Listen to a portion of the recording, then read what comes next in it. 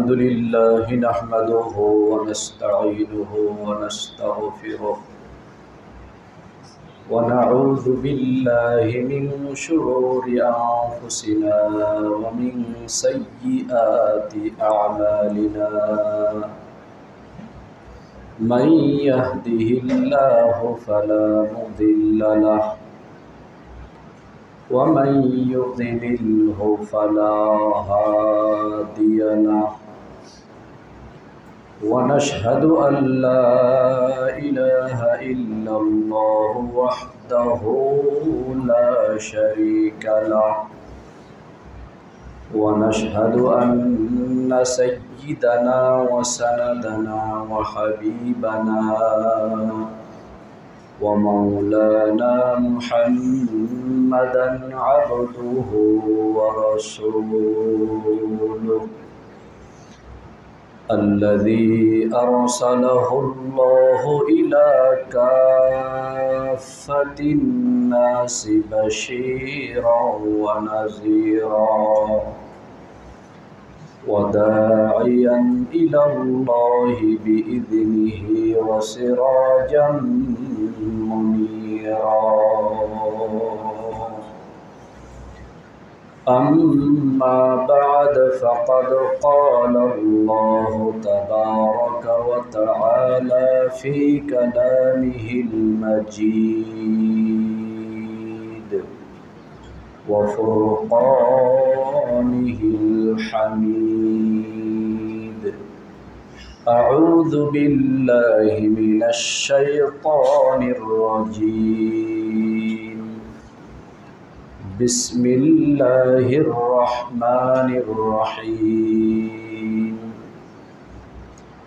إن عدة الشهور عند الله 12 شهرا في كتاب الله يوم خلق السماوات والأرض منها 4 حرم ذلك الدين القيم وقال رسول الله صلى الله عليه وسلم أفضل الصيام بعد شهر رمضان صيام شهر الله المحرم أو كما قال عليه الصلاة والسلام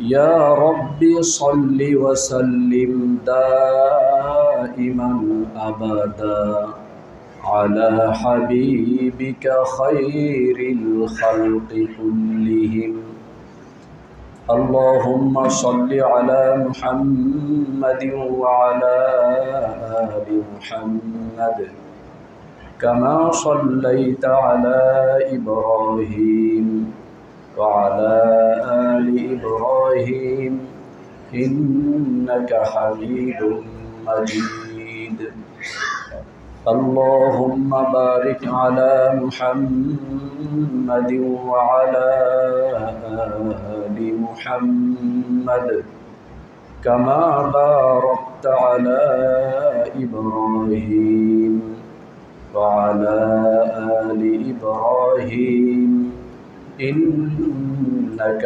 حميد مجيد محترم حاضرین আল্লাহ রাব্বুল আলামিনের অশেষ মেহেরবানি দয়া অনুগ্রহতে আল্লাহ পাক আমাদের সকলকে আল্লাহ রাব্বুল আলামিনের নিকটে সবচেয়ে প্রিয় এবং মাহবুব দ্বীনে ইসলামের ছায়াতলে আশ্রয় গ্রহণ করার তৌফিক দান করেছেন। এই জন্য দিল থেকে মহব্বতের সাথে সেই আল্লাহ রাব্বুল আলামিনের কালেমাতুশ শুকর আদায় করি আলহামদুলিল্লাহ।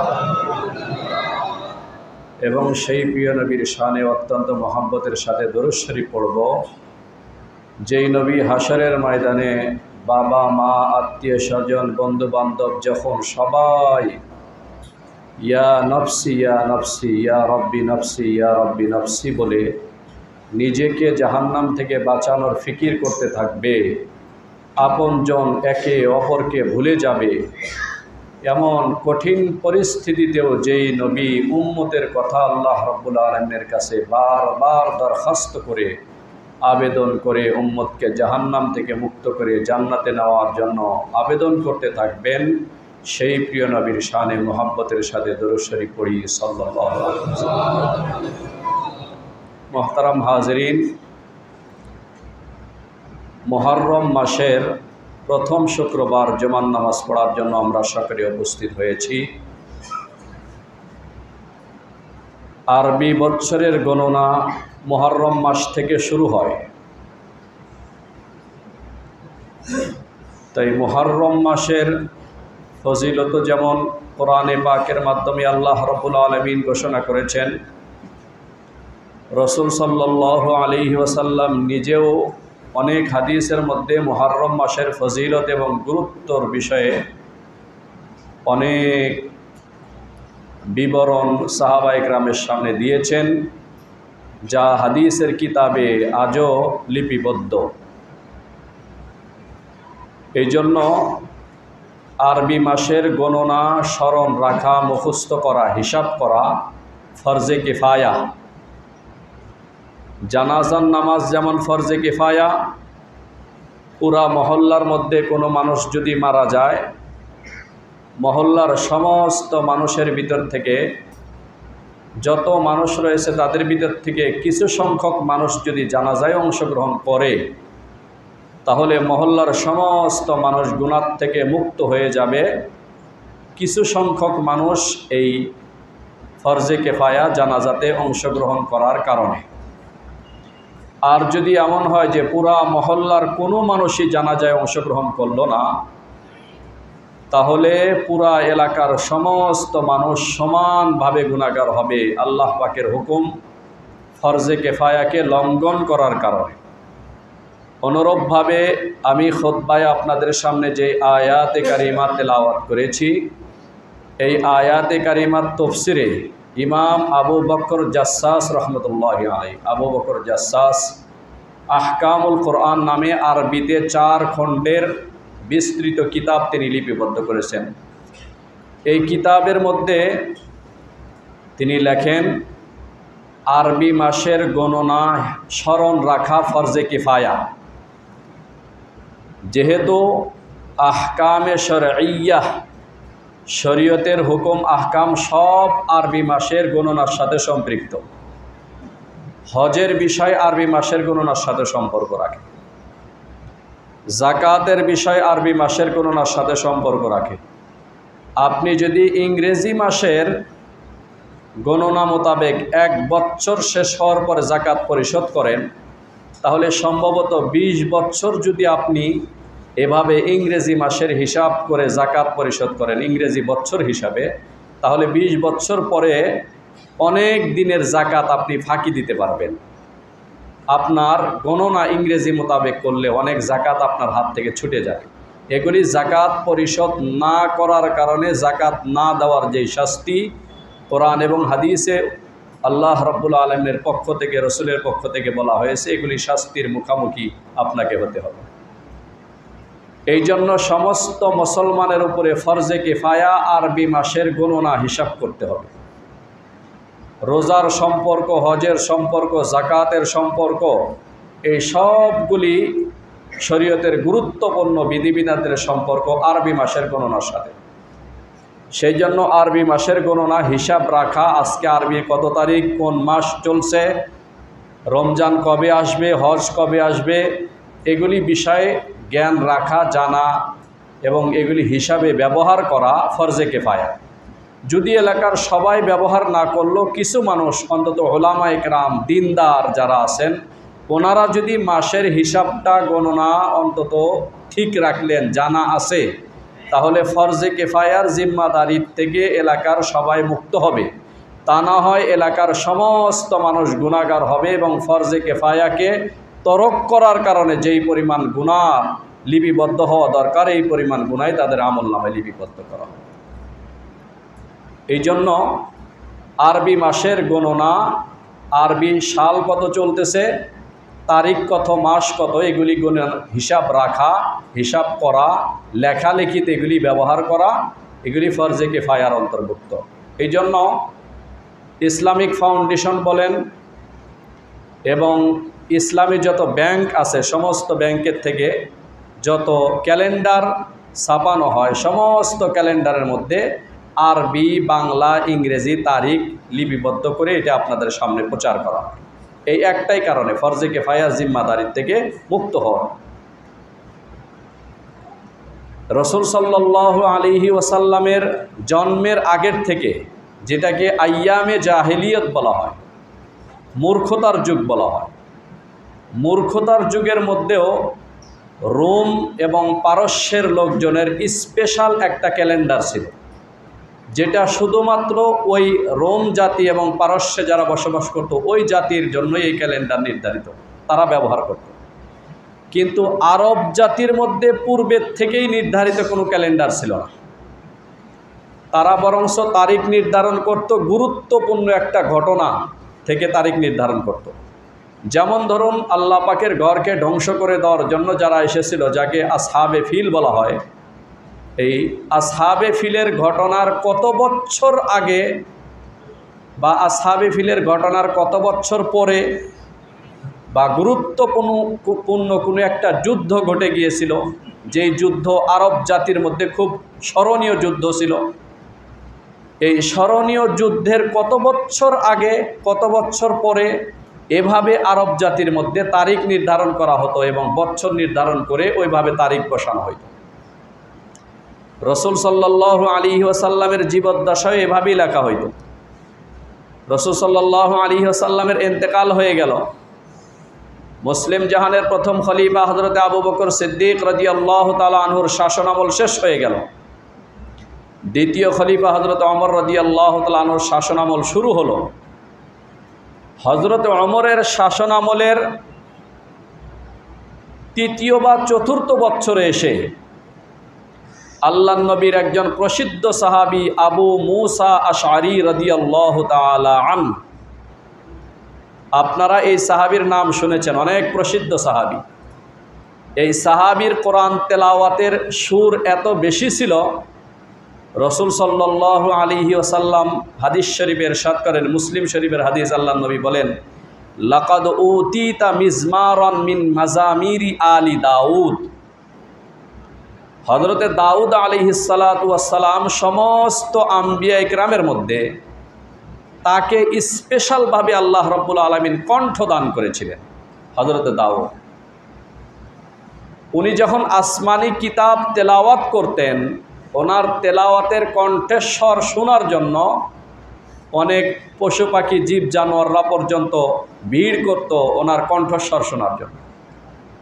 আল্লাহর নবীর সাহাবী হযরতে আবু মুসা আশআরী রাদিয়াল্লাহু তাআলা আনহুকে আল্লাহর নবী স্পেশালভাবে বলেছিলেন, লাকাদ উতিতা মিজমারান মিন মাজামিরি আলি দাউদ।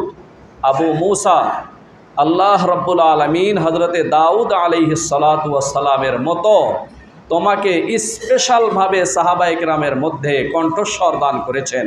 তোমার তেলাওয়াতের এত কণ্ঠ, তেলাওয়াত একবার শুনলে বারবার বারবার শোনার জন্য মানুষ আগ্রহ করে অপেক্ষা করতে থাকে। হযরত ওমর রাদিয়াল্লাহু তাআলা আনহুর শাসন আমলের তৃতীয় বা চতুর্থ বছরে হযরতে আবু মুসা আশআরী রাদিয়াল্লাহু তাআলা আনহু একটা পত্র লিখলেন হযরত ওমর রাদিয়াল্লাহু তাআলা আনহু বরাবর।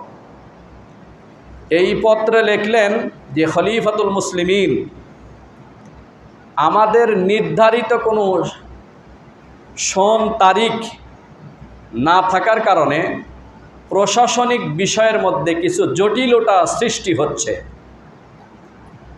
এই জন্য মুসলিম জাহান পরিচালনা করার জন্য, সকল জটিলতা থেকে মুক্ত করার জন্য আমাদের স্পেশাল একটা সন এবং তারিখের প্রয়োজন। হযরতে আবু মুসা রাদিয়াল্লাহু তাআলা আনহু সম্ভবত তখন গভর্নরের দায়িত্ব পালন করতেছিলেন। উনি এই চিঠি যখন হযরত ওমর রাদিয়াল্লাহু তাআলা আনহুর কাছে পাঠাইলেন, হযরত ওমর রাদিয়াল্লাহু তাআলা আনহু চিঠি পাওয়ার সাথে সাথে আকাবিরে সাহাবা ইকরাম, নেতৃস্থানীয় সাহাবায়ে কেরামকে নিয়ে মশওয়ারায় বসলেন যে প্রশাসনিক জটিলতা নিরসন করার জন্য আসলে নির্ধারিত সন তারিখ মুসলমানদের এবং মুসলিম জাহানের জন্য খুবই জরুরি। এই জন্য সন তারিখের প্রয়োজনীয়তা আমার কাছে স্পষ্ট। সন তারিখ লাগবে একটা রাষ্ট্র পরিচালনা করার জন্য, তবে সন তারিখের সূচনা কবে থেকে হবে এটা নির্ধারণ করার জন্য হযরত ওমর রাদিয়াল্লাহু তাআলা আনহু সমস্ত শীর্ষস্থানীয় সাহাবায়ে কেরামকে ডেকে মশওয়ারা বসলেন। এই মশওয়ারার মধ্যে কিছু কিছু সাহাবায়ে কেরাম পরামর্শ দিলেন যে খলিফাতুল মুসলিমিন, আল্লাহর নবীর জন্ম যেই তারিখে হয়েছে এই তারিখ থেকে সন তারিখ মুসলমানদের সূচনা হওয়ার প্রয়োজন। কারণ আল্লাহর নবী দুনিয়াতে আসার মাধ্যমে, আগমনের মাধ্যমে গোমরাহি চিরতরে পৃথিবীর থেকে বিদায় নিয়ে নিয়েছে এবং মূর্খতার যুগে মানুষের মধ্যে যত খারাপ অভ্যাস ছিল, খারাপ কর্মকাণ্ডে মানুষ লিপ্ত ছিল, সমস্ত কর্মকাণ্ডগুলি আল্লাহর নবী দুনিয়াতে আগমন করার মাধ্যমে চিরতরে সমাপ্ত হলো। এই জন্য কিছু সাহাবায়ে কেরাম হযরত ওমর রাদিয়াল্লাহু তাআলা আনহুকে মশওয়ারা দিলেন, আল্লাহর নবীর যেই তারিখে জন্ম হয়েছে এই তারিখ থেকে মুসলমানদের সন তারিখ লেখা শুরু হবে। কিছু সাহাবায়ে কেরাম মশওয়ারা দিলেন, আল্লাহর নবী যেই তারিখে নবুয়ত প্রাপ্তি হয়েছেন এই তারিখ থেকে সন তারিখের সূচনা হবে। কিছু সাহাবায়ে কেরাম মশওয়ারা দিলেন, আল্লাহর নবী হিজরত করে যেই তারিখে মক্কা থেকে মদিনায় আগমন করেছেন সেই তারিখ থেকে সন তারিখ সূচনা হবে। কিছু সাহাবায়ে কেরাম মশওয়ারা দিলেন, আল্লাহর নবীর যেই তারিখে ইন্তেকাল হয়েছে এই তারিখ থেকে মুসলমানদের হিজরি সনের সূচনা হবে। এভাবে আল্লাহর নবীর সাহাবী হযরত ওমর ইবনুল খাত্তাব রাদিয়াল্লাহু তাআলা আনহুর মশওয়ারায় যে সমস্ত সাহাবায়ে কেরাম অংশগ্রহণ করেছিলেন এই সমস্ত সাহাবায়ে কেরামের সামনে চারটা মতামত আসলো। কিছু সাহাবায়ে কেরাম বললেন, আল্লাহর নবী দুনিয়াতে যেই দিবসে আগমন করেছেন ওই দিবস থেকে মুসলমানদের সন তারিখের সূচনা হওয়ার প্রয়োজন। কিছু সাহাবায়ে কেরাম বললেন, যখন আল্লাহর নবী নবুয়ত প্রাপ্ত হয়েছেন এই নবুয়ত প্রাপ্তর সময় থেকে সন তারিখ সূচনা হওয়ার প্রয়োজন। কিছু সাহাবায়ে কেরাম বললেন, আল্লাহর নবী হিজরত করে যেদিন মদিনায় আগমন করেছিলেন সেই তারিখ থেকে হিজরি সনের সূচনা হওয়ার প্রয়োজন। আর কিছু সাহাবায়ে কেরাম বললেন, আল্লাহর নবীর ইন্তেকাল হয়েছে যেই তারিখে সেই তারিখ থেকে হিজরি সনের সূচনা হবে, সেই তারিখ থেকে মুসলমানদের সন এবং তারিখ গণনা শুরু হবে। এই চারটা মতামত আসার পরে আল্লাহর নবীর সাহাবায়ে কেরামের মধ্যে সবচেয়ে গুরুত্বপূর্ণ চারজন সাহাবীর মধ্যে হযরতে আলী রাদিয়াল্লাহু তাআলা আনহু মশওয়ারার মধ্যে দাঁড়িয়ে গেলেন। দাঁড়িয়ে বললেন, ওমর, আল্লাহর নবীর হিজরত করে মদিনায় যেই তারিখে রাসূল সাল্লাল্লাহু আলাইহি ওয়াসাল্লাম আগমন করেছেন হিজরত থেকে মুসলমানদের সন তারিখের গণনার সূচনা হবে। হযরত আলী রাদিয়াল্লাহু তাআলা আনহু চারজন খলিফার মধ্যে অন্যতম একজন খলিফা। বিশেষ অনেকগুলি কারণ আছে যেই কারণে হযরত আলী রাদিয়াল্লাহু তাআলা আনহুর গুরুত্ব সাহাবায়ে কেরামের কাছে খুব বেশি ছিল। একটা কারণ, আল্লাহ নবী সাল্লাল্লাহু আলাইহি ওয়াসাল্লাম বিশেষ কিছু ফজিলত ওনার জন্য বলে গেছেন হযরত আলীর জন্য। এরপরেও আরেকটি বিষয় আপনারা খুব ভালো করে জানেন যে আল্লাহর নবী যখন হিজরত করে মদিনায় আসতেছিলেন সেই রাত্রে আল্লাহর নবী হযরত আলীকে বলেছিলেন, আলী, আমার বিছানায় আমার চাদর মুড়ে দিয়ে তুমি শুয়ে থাকবে। আমার কাছে মানুষ যেই আমানত সংরক্ষণ করেছে সকালে ঘুম থেকে উঠে সকলের কাছে আমানত হস্তান্তর করার পরে তুমি মদিনায় হিজরত করে চলে আসবে। এই গুরুত্বপূর্ণ দায়িত্ব হযরত আলী রাদিয়াল্লাহু তাআলা আনহুকে আল্লাহর নবী দিয়েছিলেন। আর এক সময় আল্লাহর নবী যুদ্ধের একটা পতাকা দিবেন কার হাতে, যুদ্ধের সেনাপ্রধান কাকে বানাইবেন? উপস্থিত সাহাবায়ে কেরামকে বললেন, এই যুদ্ধের সেনাপতির দায়িত্ব কাকে দেওয়া যেতে পারে? হযরত ওমর রাদিয়াল্লাহু তাআলা আনহু বলেন যে আমার জিন্দেগিতে কোনো সময় কোনো পদের লোভ কোনো সময় হয়নি, কোনো সময় ছিল না। শুধুমাত্র এই একদিন যখন আল্লাহর নবী ভরপুর মজলিসের মধ্যে ঘোষণা করলেন যে আজকে যুদ্ধের সেনাপতি কাকে বানানো যাইতে পারে, হযরত ওমর বলেন যে আমি মাথাটা একটু উঁচা করে বসলাম, আল্লাহর নবীর নজর যেন আমার উপরে পড়ে, আর এই যুদ্ধের সেনাপতি হিসাবে আল্লাহর হাবিব সাল্লাল্লাহু আলাইহি ওয়াসাল্লাম যেন আমাকে দায়িত্ব দেন।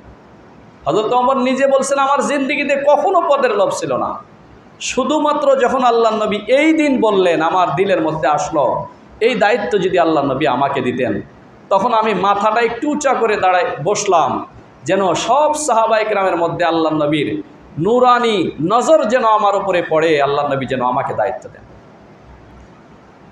এরপরে আল্লাহর নবী আমাকে দায়িত্ব দিলেন না, কিছুক্ষণ পরে নাম বললেন যে আলী কোথায়? তখন সাহাবায়ে কেরামের পক্ষ থেকে বলা হলো, ইয়া রাসূলুল্লাহ, হযরত আলীর চোখের একটু সমস্যার কারণে উনি উপস্থিত হতে পারেন নাই। তারপরেও হযরত আলী রাদিয়াল্লাহু তাআলা আনহুকে ডেকে আল্লাহর নবী নিজের মুখের লালা মোবারক সেখানে লাগিয়ে দিলেন, হযরত আলী সুস্থ হয়ে গেলেন। যুদ্ধের সেনাপতির দায়িত্ব হযরত আলী রাদিয়াল্লাহু তাআলা আনহুকে ভরপুর মজলিসের মধ্যে দেওয়া হলো। এই হযরত আলী রাদিয়াল্লাহু তাআলা আনহু প্রস্তাব দিলেন হযরতে ওমর রাদিয়াল্লাহু তাআলা আনহুর মশওয়ারার মধ্যে সমস্ত সাহাবায়ে কেরামের সামনে। আল্লাহর নবী হিজরত করে যখন মদিনায় এসেছেন ওই তারিখ থেকে মুসলমানদের হিজরি সন তারিখ গণনা শুরু হবে। হযরতে ওমর রাদিয়াল্লাহু তাআলা আনহু ফয়সালা দিলেন মুসলমানদের সন তারিখ গণনা শুরু হবে আল্লাহর নবী হিজরত করে যে সময় এসেছেন মদিনাতে সেই সময় থেকে। এরপর থেকে মুসলমানদের তারিখ গণনা শুরু হলো হিজরি সন থেকে। এই জন্য এই তারিখের পর থেকে সমস্ত সাহাবায়ে কেরাম, সমস্ত তাবেঈ এবং পরবর্তী যুগের সমস্ত সালফে সালেহিন, সমস্ত আইম্মায়ে মুজতাহিদিন, মুহাদ্দিসিন সকলেই এই তারিখটাই ব্যবহার করতেন যে রাসূল সাল্লাল্লাহু আলাইহি ওয়াসাল্লামের রাসূল সাল্লাল্লাহু আলাইহি ওয়াসাল্লামের হিজরতের পর থেকে যে সময় হিজরত করে এসেছেন ওই সময়ের থেকে শুরু হলো। এটা হলো বৎসর।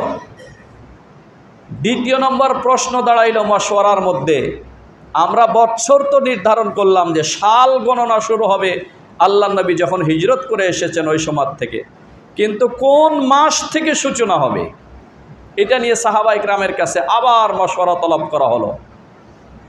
হযরত ওমর রাদিয়াল্লাহু তাআলা আনহু বললেন যে আপনারা সবাই আমাকে মশওয়ারা দেন কোন মাস থেকে গণনা শুরু হবে। কিছু সাহাবায়ে কেরাম বললেন রাসূল সাল্লাল্লাহু আলাইহি ওয়াসাল্লাম জন্মগ্রহণ করেছেন যেই মাসে এই মাস থেকেই গণনা শুরু হবে। কিছু সাহাবায়ে কেরাম বললেন আসমানি সমস্ত কিতাবগুলিকে আল্লাহ রাব্বুল আলামিন রমজান মাসে অবতীর্ণ করেছেন। সমস্ত কিতাবের মধ্যে শ্রেষ্ঠ কিতাব কোরআনে হাকিমকে আল্লাহ রাব্বুল আলামিন রমজান মাসে অবতীর্ণ করেছেন। অতএব আরবি সনের গণনা শুরু হলে রমজান মাস থেকে শুরু করা দরকার। এই দুইটা মশওয়ারা আসলো, খেয়াল পেশ করলেন সাহাবায়ে কেরাম। তৃতীয় নম্বর খেয়াল পেশ করা হলো সাহাবায়ে কেরামের পক্ষ থেকে যে ইসলামের গুরুত্বপূর্ণ একটা রুকন হজ, এই হজ সর্বশেষ রুকন। এই হজ শেষ করে মানুষ বাসায় ফেরে জিলহজ মাসে। জিলহজ মাসে ফেরার পর থেকে গুরুত্বপূর্ণ রুকনটা শেষ করার পর থেকে যেই মাসটা শুরু, এই মাসটার নাম হলো মুহররম মাস। এই মুহররম মাস থেকে আরবি বৎসরের গণনা সূচনা হবে।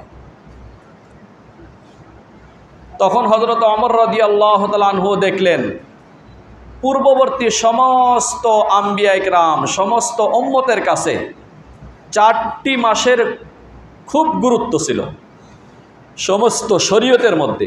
আমাদের শরীয়ত না, শুধু পূর্ববর্তী আম্বিয়া ইকরাম, সমস্ত আম্বিয়া ইকরামের শরীয়তের মধ্যে 4টা মাসের সর্বোচ্চ গুরুত্ব ছিল।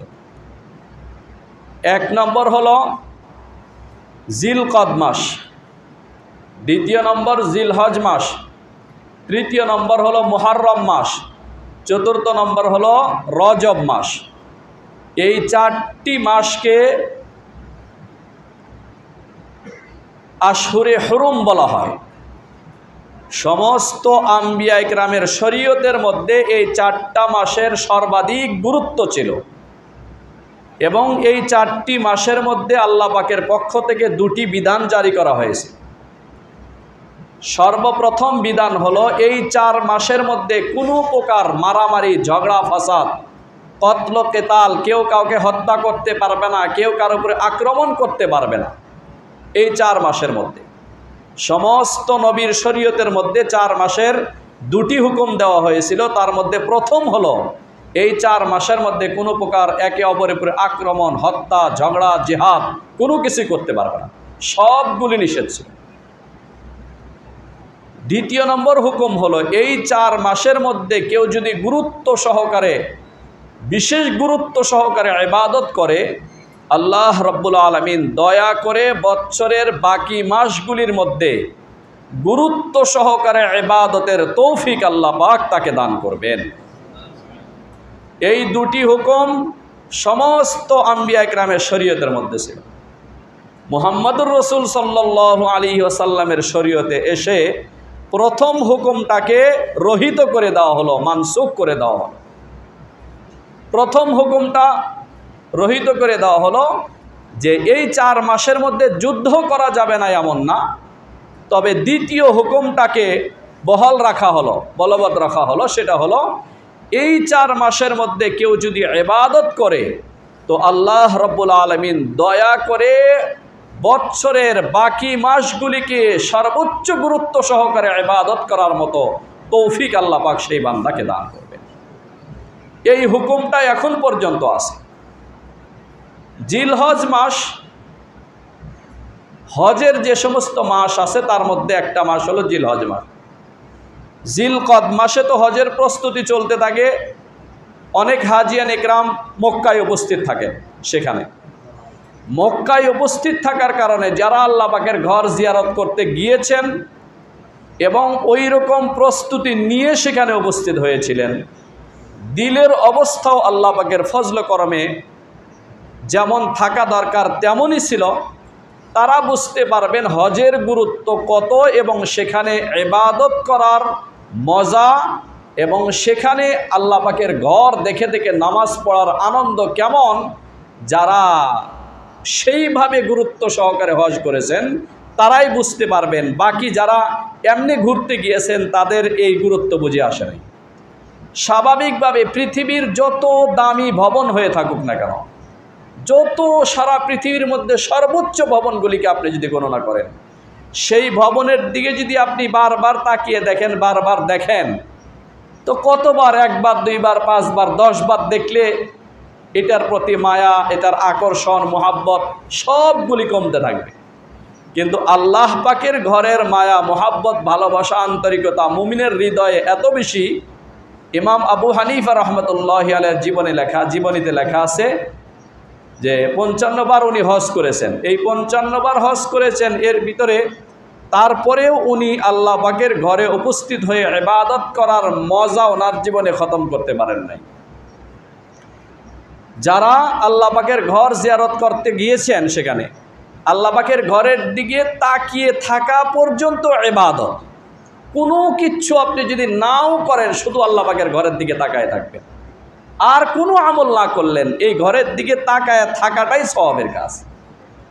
এবং হাদিস শরীফে আসছে, সর্বপ্রথম আল্লাহ পাকের ঘরের দিকে যদি কেউ তাকিয়ে যেই দোয়াটা করবে, আল্লাহ পাক দয়া করে সেই দোয়াটা বান্দার কবুল করে নেবেন।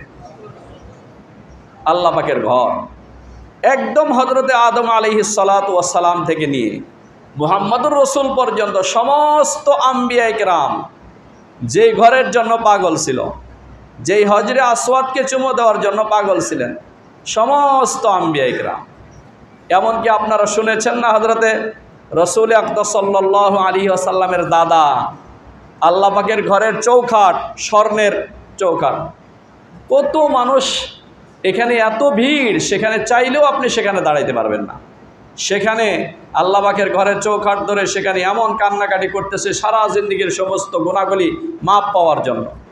এখন বর্তমানে এই দৃশ্য, আল্লাহর নবীর দাদা আব্দুল মুত্তালিব এক সময় আল্লাহ পাকের ঘরের চৌখাট ধরে আল্লাহ পাকের কাছে মোনাজাত করেছিলেন, আল্লাহ তুমি যদি আমাকে 10 জন ছেলে সন্তান দান করো, তাহলে আমি একা একা তোমার ঘরের দেখভাল করতে, খোঁজ খবর নিতে, নিগরানি করতে আমি মুতাওয়াল্লি, সভাপতি হিসাবে অনেক কষ্ট হয়। যদি আমাকে 10 জন ছেলে সন্তান দান করো, তা আল্লাহ তোমার সন্তুষ্টির জন্য 1 জন সন্তানকে আমি তোমার রাস্তায় কোরবানি করে দেব। আল্লাহ পাকের ঘরের চৌকাঠ ধরে মোনাজাত করছেন, আল্লাহ পাক মোনাজাত কবুল করছেন। একে একে 10 জন সিরিয়ালে ছেলে সন্তান হইল। হওয়ার পরে সর্বশেষ আব্দুল্লাহর জন্ম। আল্লাহর নবীর দাদা আব্দুল মুত্তালিব একদিন চাদর বিছিয়ে বাইতুল্লাহর ছায়াতে, সূর্য ওইদিকে সামান্য একটু ছায়া, সেখানে চাদর বিছিয়ে আব্দুল মুত্তালিব শুয়ে আছেন। তখন স্বপ্নের মধ্যে আব্দুল মুত্তালিবকে বলা হলো, আউফি বিনাজরিক, আব্দুল মুত্তালিব তুমি তোমার সেই মান্যতকে পূরণ করো। তখন মাঝখানে অনেক সময় চলে যাওয়ার কারণে আব্দুল মুত্তালিব ভুলে গেছেন যে আমি কি মান্যত করেছিলাম। তখন সেই মান্যত পূরণ করার জন্য যখন তাকে বলা হলো, তখন ঘুম থেকে উঠে উনি মনে পড়ে গেল যে আমি তো আল্লাহ পাকের কাছে ওয়াদা করেছিলাম, আল্লাহ তুমি যদি আমাকে 10 জন সন্তান দান করো, তাহলে 1 জনকে আমি তোমার সন্তুষ্টির জন্য কোরবানি করব। পরে লটারির মাধ্যমে 3 বার লটারি করার পরেও বারবার লটারিতে শুধু নাম আসে হযরতে আব্দুল্লাহর নাম আসলো। আল্লাহর নবীর বাবা যিনি হবেন, আখেরি জামানার পয়গম্বরের বাবা যিনি হবেন, তার নামটা আসলো বারবার, তাকেই জবেহ করতে হবে। শেষ পর্যন্ত ওনার বোন যারা ছিলেন, আল্লাহর নবীর যারা ফুপু ছিলেন, তাদের চেষ্টাতে বারবার বললেন যে একদিকে 10টা উট রাখেন, আর একদিকে আব্দুল্লাহর নাম রাখেন, লটারি করে যার নাম আসবে তাকে জবেহ করা হবে। 10টা উট একদিকে রাখা হলো, আর একদিকে আব্দুল্লাহর নাম রেখে লটারি করা হয়। বারবার বারবার খালি আব্দুল্লাহর নাম আসে। যখন 100 উট একদিকে রাখা হলো, আর একদিকে আব্দুল্লাহর নাম রেখে লটারি করা হলো, তখন আব্দুল্লাহর নাম না উঠে উটের নাম উঠলো। তখন এই উট 100 উটকে ছেলের পরিবর্তে কোরবানি করে দেওয়া হলো।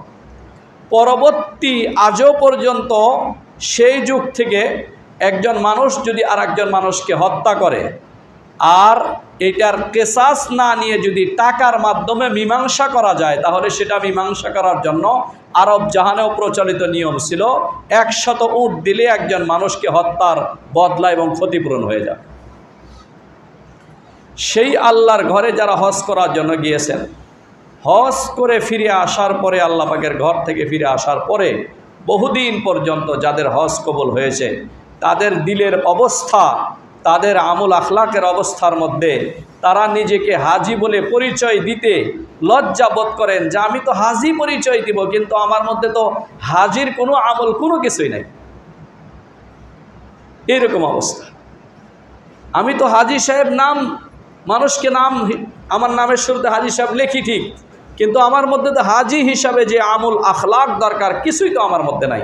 লজ্জা বোধ করে, ভাই আমাকে হাজি সাহেব বলে ডাকার দরকার নাই, শুধু আমার নাম ধরে ডাকলেই হবে। আসলে যারা হাজি সাহেব।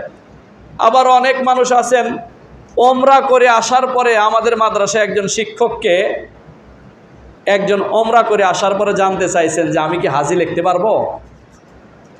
বলেন, ওমরা করে আসছে, ওনার স্বপ্ন হলো যে এখন কি আমি হাজি লিখতে পারবো। তাহলে 1-1.5 লাখ টাকা দিয়ে হজ ওমরা করে আসছেন যে হাজি লেখার জন্য।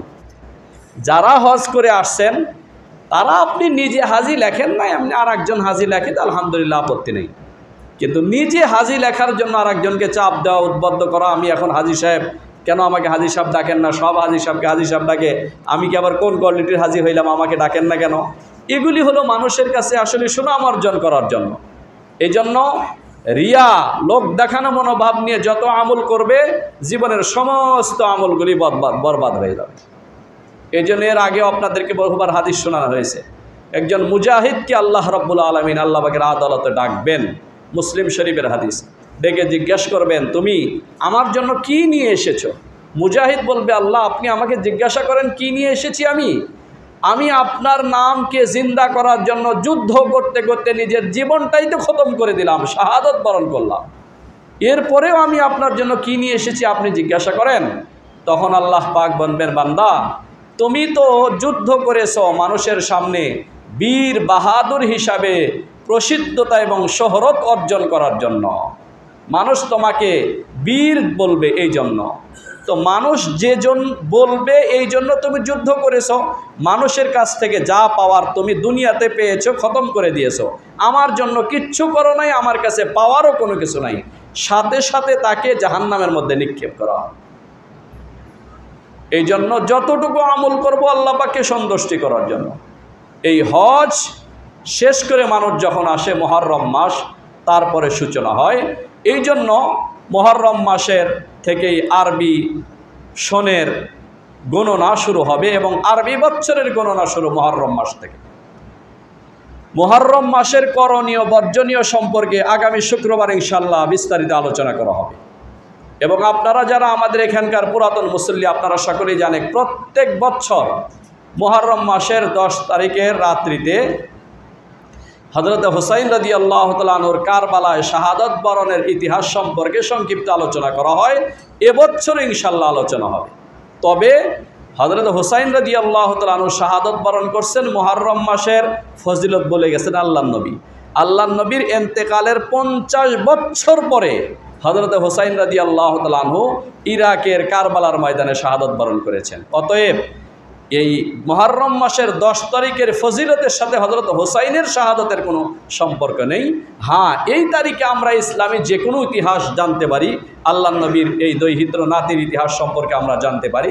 এই হিসাবে ইনশাআল্লাহ আলোচনা যথাসময়ে হবে। আপনারা প্রস্তুত থাকুন, ইনশাআল্লাহ ওই দিন আপনারা আলোচনা শুনবেন। যারা কবলাল জুমা 4 রাকাত সুন্নাত